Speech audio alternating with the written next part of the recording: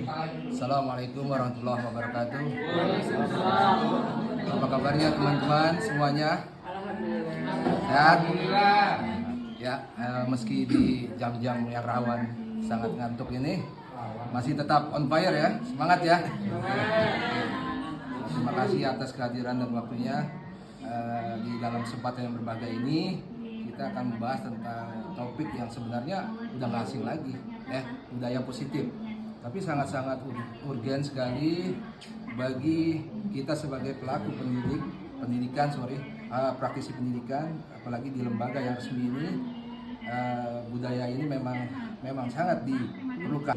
Baiklah teman-teman, ini namanya aksi nyata Modo 1.4 menumbuhkan budaya positif di kelas dan di sekolah. Nah, budaya positif itu yang pertama nih, rinciannya disiplin positif dan nilai kebajikan universal.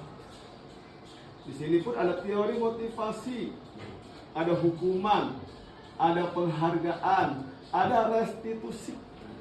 Teman-teman yang sudah terbiasa kayak Bu Yuni ini udah hatam PMR-nya, ada nggak Bu restitusi? Pernah baca nggak? Ada nggak? Restitusi? Ada ya? Nah, kata bilang, ini apa sih Tata? Itu bila sebenarnya itu bahasa yang guru penggerak. Restitusi, re. Dalam bahasa Indonesia, awalan re itu kembali. Itu nggak? Rekreasi, mengembalikan badan yang lemah jadi segar. Reboisasi, apalagi itu? Pokoknya apa itu selalu anak yang bermasalah jadi pulih kembali, jadi normal kembali, oleh teman-temannya pun diajak main lagi. Rehabilitasi kan mengembalikan lagi kan. Nah ini keyakinan kelas. Teman-teman sudah buat belum kemarin waktu awal tahun keyakinan kelas. Contohnya ini Ibu Haji apa tuh kemarin keyakinan kelasnya buat anak kelas 2 anak. Contohnya apa? Berarti akan lebih baik lagi. Yang penting tidak menggunakan kalimat negatif kan ya. Pak bawa apa kemarin keyakinan kelasnya? Oh ini Anak mampu mengisi kebutuhan yang bukan pendidikan heterogen. Kalau mau keluar kelas minta izin. Ya. Bu Evi apa? Hah? Kelas 2. Kesepakatan kelasnya melaksanakan piketnya sesuai dengan jadwal. Oh, bagus sekali. Tepuk tangan dong teman-teman semua ya. Dasar manusia dan dunia berkualitas. Nanti bahasannya ya. Ini kan baru kepalanya saja. 5 posisi kontrol guru. Yang terakhir segitiga restitusi. Nanti ada bahasannya. CHK bahwa sekarang ini eranya apa? Kita itu mengajar berpihak kepada murid, bukan berpihak kepada guru. Artinya dari mana filosofi ya teman-teman? Itu memakai filosofi Ki Hajar Dewantara. Artinya pada zaman itu pun Ki Hajar Dewantara itu saat mengajar harus berpihak pada murid. Jadi bukan guru yang ngomong sendiri, tapi murid yang harus berbicara. Murid yang harus mampu berbicara di depan atau presentasi. Dalam Modo 1.4 apa sih yang dibahas? Ini cinta Tuhan dan segenap ciptaannya ya, sampai ke ini baik dan rendah hati. Nilai-nilai ini hampir sama dengan profil pelajar Pancasila. Nah, ini kan restitusi. Teman-teman bisa dicermati. Ini hukuman, nah ini cirinya. Ini konsekuensi, ini restitusi. Teman-teman sering dengar ya, awas siapa guru hukum nih. Tadi kamu begini-begini. Ini konsekuensi, ini restitusi. Kalau hukuman itu apa? Kalau hukuman itu kerja sendiri ya, menyakitkan, nggak menyenangkan. Jadi kalau menghukum itu hanya guru yang berkuasa, murid tersakiti, itu hukuman. Eko hukum muridnya nih, Eko aja berkuasa. Tuh di sini udah ada kesepakatan awalnya. Udah musyawarah dulu. Kata Pak Eko gini, anak-anak main bola di lapangan ya. Iya Pak Eko.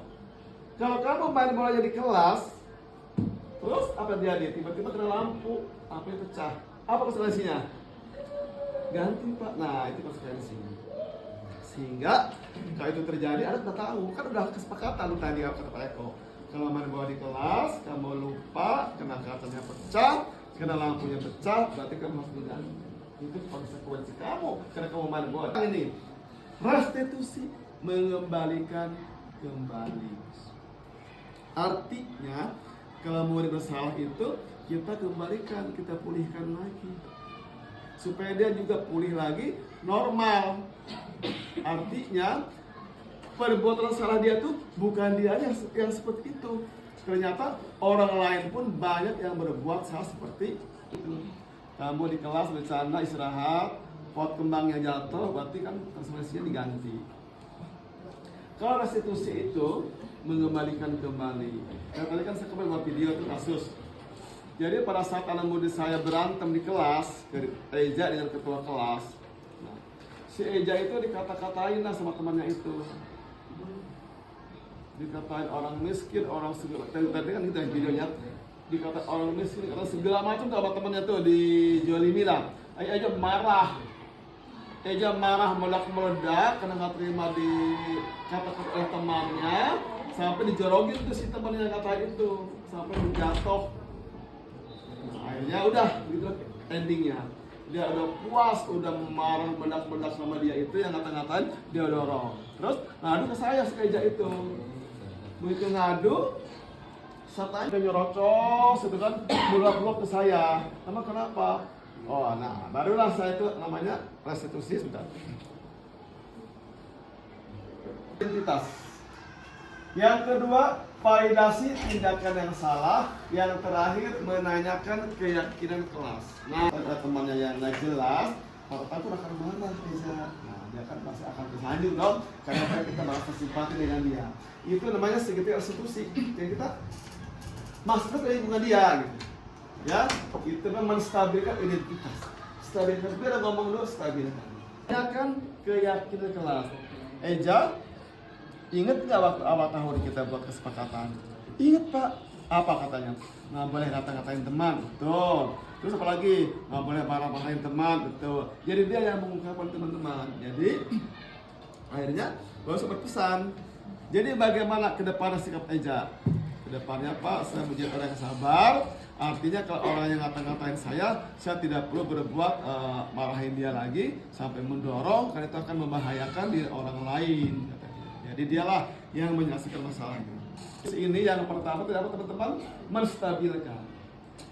Yang kedua, validasi, dan yang ketiga, menanyakan keyakinan kelas. Sekarang saya mulai sama Bu Indah nih, yang sama saya selalu pasti masalah Bu Indah ya.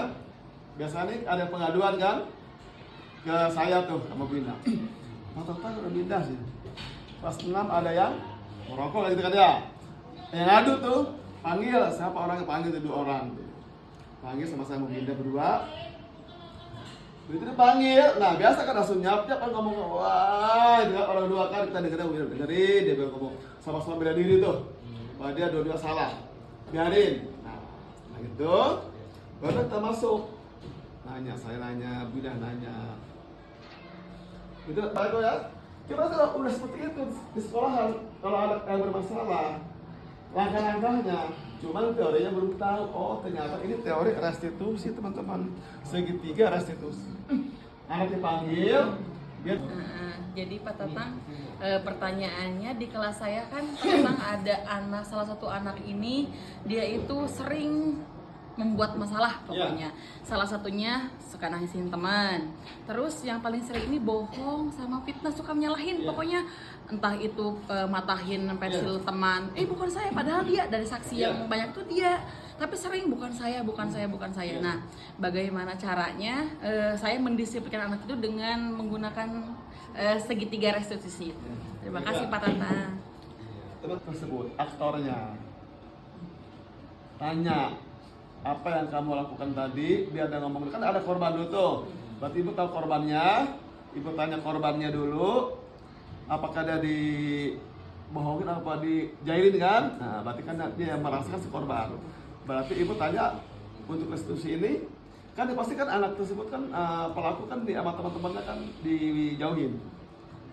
Anggaplah kalau bahasa kita kan dibenci kan ya. Nah, sekarang siapa namanya Bu yang anak tersebut? Fajri. Karena posisi Fajri itu biar kembali dapat diterima oleh teman-temannya, gitu kan? Mengembalikan lagi, berarti Fajri ibu panggil validasi. Dia duduk dulu, biar ngomong. Fajri, apa yang tadi kamu lakukan di kelas sama ibu ada pengaduan? Ya kan validasi. Sekarang ibu tanya, hari ini kamu siapa aja yang kamu isengin? Sampai sejauh mana isengin? Mungkin Kalus belum bisa ya Bu ya, Kalus bisa. Nanti dia ngomong tuh, tadi bos isengin apa, nanti dia cerita apa, mungkin nyelekat apa. Udah sadar Iya. dalam kasus yang pertama. Iya. Tapi kan orang nggak bisa langsung berubah gitu ya Betul. Pak ya. Bagaimana kalau hari Minggu besoknya mengulangi kesalahan mungkin yang berbeda juga atau yang sama? Iya. Apa yang harus dilakukan gurunya? Iya, langsung. Keyakinan kelasnya. Dulu masih ingat nggak keyakinan kelas? Kalau satu kali berbuat kesalahan masih ibu maafkan tanpa sanksi. Kalau mengulang lagi kesekian kali ada sanksinya. Misalnya apa sanksi ini? Kamu KJP enggak? Oh tidak, tobat si anak. Yang kedua, kamu tinggal di mana? Di lantai, akan ibu pindahkan ke rumah lain. Gitu. Jadi akhirnya masuk ke hukuman kan? Karena udah melanggar restitusi. Kalau dari restitusi ini tidak berjalan dengan baik, misalnya tidak berjalan dengan baik ke anaknya, ke implementasi anaknya, berarti kembali lagi ke itu dong, ke konsekuensi dan hukuman. Akhirnya, Tapi itu nggak apa-apa seperti itu. Berarti yang kita jalanin maksudnya jadi akhirnya hukuman lagi ke anaknya. Apakah itu nggak apa-apa? tiga restitusi nggak mempan, yang berbeda tadi kan? Dan ngulang lagi kan hukuman, tadi kan sanksi kan? Betul Bu Evi ya? Karena dia dengan cara lembut nggak bisa. Hukuman apa Bu Evi puncaknya? Keluar sekolah kan? Selesai lah kita dengan dia. Karena bang udah bisa lagi diatasi dengan cara restitusi sudah nggak bisa. Ya. Iya sebenarnya nggak jarang ya Pak ya kalau kita menemukan anak yang konflik nih antar anak, pasti kan kita kumpulin dulu ya kedua anak yang bermasalah ya Pak, betul ya. Iya, jadi ya seperti penguatan aja sih yang dari Bapak sampaikan, kita tanya kejadiannya seperti apa dari kedua belah pihak, terus alasannya dan proses kejadian seperti apa, baru terakhir kan didamaikan seperti itu ya Pak, betul ya Pak? Ya gitu aja sih pas sharing aja. Sekarang Bu. Ya di akhirnya pasti kedua belah pihak harus didamaikan gitu Pak. Dan nggak ada berkelanjutan di belakang tanpa gurunya mengetahui ya, tanpa gurunya tidak tahu gitu Pak. Harus selesai saat itu setelah didamaikan. Ya. Kumpulkan dulu, biar tenang dulu, biar duduk dulu, baru divalidasi. Tadi kan apa? Dia nyampein gimana sih kronologisnya, apa sih kejadian itu kan ya? Tepat pengen ngambil final decision tepat, saya langsung validasi, nggak ada menstabilkan dulu. Iya. Tujuan itu setelah saya lihat itu baru menstabilkan. Oh, Kemudian- dibalik. Iya kebalik. Jadi nggak seperti itu, nggak beda. Apakah itu? Nah, tujuan saya pengen cepat selesai solusinya. Itu dapat. Ini Pak bawa tuh 2, 1, 3 ya. Bu Dewi gimana? Pakai apa? Validasi alhamdulillah sih Pak belum ada yang menerapkan. Iya. Tapi kalau yang kemarin anak yang pembawa, Iya. kalau saya sih teratur, maksudnya dari menstabilkan dulu. Iya, menstabilkan baru dulu. validasi. Ditenangkan dulu. Karena kan kalau kita kenapa penyebab mereka berkata seperti itu, baru membangkitkan kesadaran mereka itu hal yang baik atau buruk, terakhir baru keyakinan. Keyakinan. Benar. Anak yang sama cuma beda penanganan ya, tapi memang semuanya benar. Jadi kalau apakah buat individu aja atau kalau secara bersama-sama bisa nggak dilakukan gitu? Jadi untuk mendengarkan dalam sebuah kasus. ya. Bapak, maaf, saya mau tanya sih Pak, gimana caranya untuk menerapkan segitiga restitusi ini Pak untuk anak yang berkebutuhan khusus, khususnya gangguan emosional dan sosial Pak? Ya. Sia juga ya. Ini yang menjadi masalah buat guru-guru kita nih. Sama kan, kita ini kan guru-guru reguler, bukan guru inklusi. Jadi kita sama Bu Desi, kita mempunyai kesulitan karena kita kan bukan di bidang itu. Artinya solusinya juga sama. sekolah reguler harus sama dengan sekolah inklusi. Kita manggil dia karena kita kan yang punya kemampuan situ. Bu Desi udah pernah manggil nggak? Sepertinya nggak efektif gitu Pak, karena kan kalau untuk bicara tatap muka aja nggak bisa Pak sama kita ya. Orang tua tahu kan? Tahu. Pernah nggak ada guru kesini, guru inklusi kesini? Belum. Pindah gimana dulu? Ayo kita pindah kesaksian. Dulu Pak, waktu kita masih 07 aja, dulu pernah ada guru kunjungan dari Nah, SLB.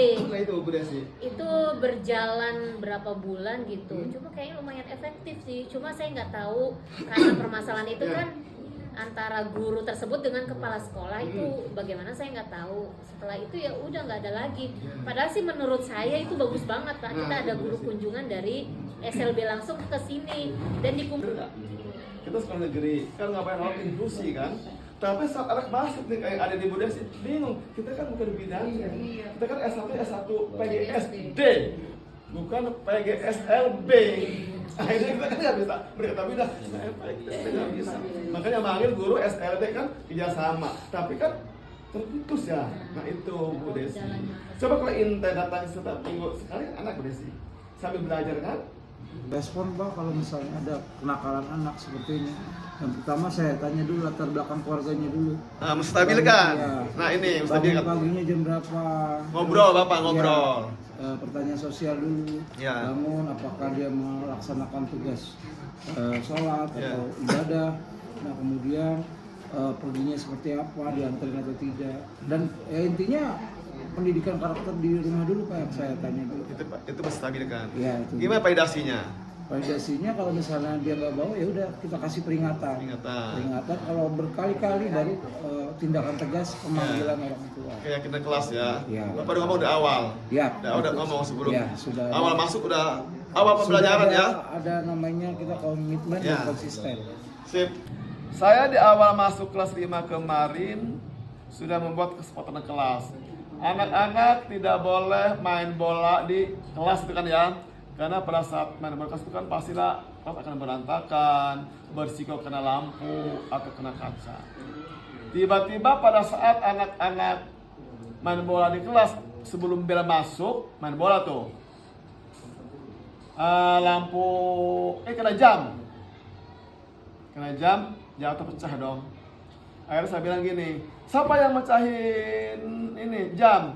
Nah, anggaplah Eja Pak, tadi main bola tendang terjatuh. Dari ketika pelatihan itu kan di situ itu kalau misalnya kita mau tahu anak itu berkebutuhan khusus gimana kan harus tahu profilnya dulu nih. Ya, Dia menstabilkan. nah profilnya dulu ini dia di rumah itu bagaimana. Nah ketika saya mengatasi siswa yang bermasalah kan misal dia pasti tahu Pak kalau kita panggil dia pasti tahu kan nih pasti dia ada masalah nih. Saya nggak langsung menanyakan masalahnya tapi saya panggil, kamu di rumah bagaimana, kamu tinggal sama siapa, terus kakak kamu berapa, saya tanya dulu di sekitaran rumah dia, saya buat dia ngerasa nyaman dulu.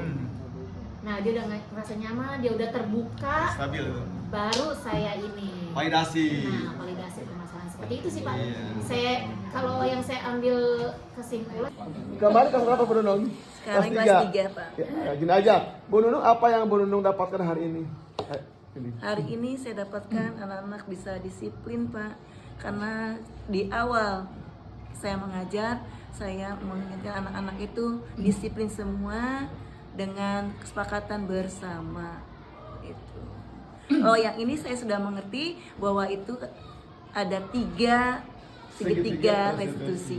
Kemarin hanya seperti ini, seperti ini. Ya, Kita sudah paham teorinya. Itu aja. Stabilkan identitas, kedua validasi, yang ketiga restitusi. Ya, meyakinkan kembali tentang sepakatan kelas yang telah disepakati. Ya. Ada lagi Pak yang keempat mungkin komisi.